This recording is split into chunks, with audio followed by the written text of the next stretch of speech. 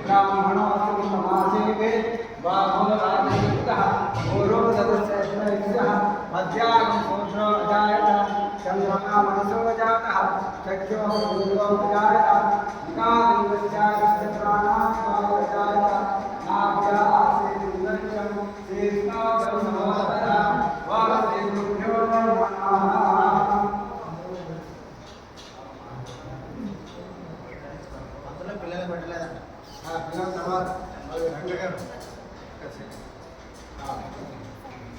మనము సీతారాముల వారి యొక్క రాజ్యము మనం చూడలేదు.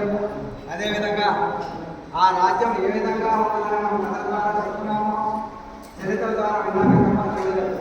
కాబట్టి ఈరోజు ఆయన పుట్టినటువంటి జనం కాబట్టి మనం ఎంతో పుణ్యం చేసుకుంటే కానీ ఇలాంటి ప్రయాణాలు మనం చేయగలుగుతాం. మనం ఎన్ని కాబట్టి ఈ కళ్యాణం చేసుకుంటున్నాము. ఈ కళ్యాణంలో అన్నము తిన్నా కూడా జన్మ సార్థకం అవుతుంది. ఎందుకంటే శ్రీరాముడు ప్రతి ఒక్కరు కూడా ఆదర్శంగా చేసుకుంటారు.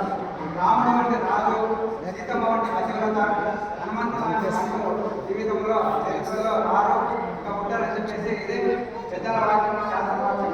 ఒకటే మాట, ఒకటే పత్తి, ఒకటే మాట అని చెప్పేసి మనకి శాస్త్రం చెప్పింది. ఆమె ప్రతి పతివ్రత శిరోమణి అని చెప్పి అగ్ని పరీక్ష చేసినప్పుడు కూడా ఆ యొక్క సీతాదేవి అగ్ని పరీక్షలో ఉన్నటువంటి ప్రతిత్వంగానే పైకి వచ్చింది. కాబట్టి మనం ఈరోజు ఆ యొక్క శ్రీరామనవమిని మంచి అన్యోన్యంగా సంతోషంగా ఆహ్లాదకరంగా మనం ఈరోజు చేసుకుంటున్నాము.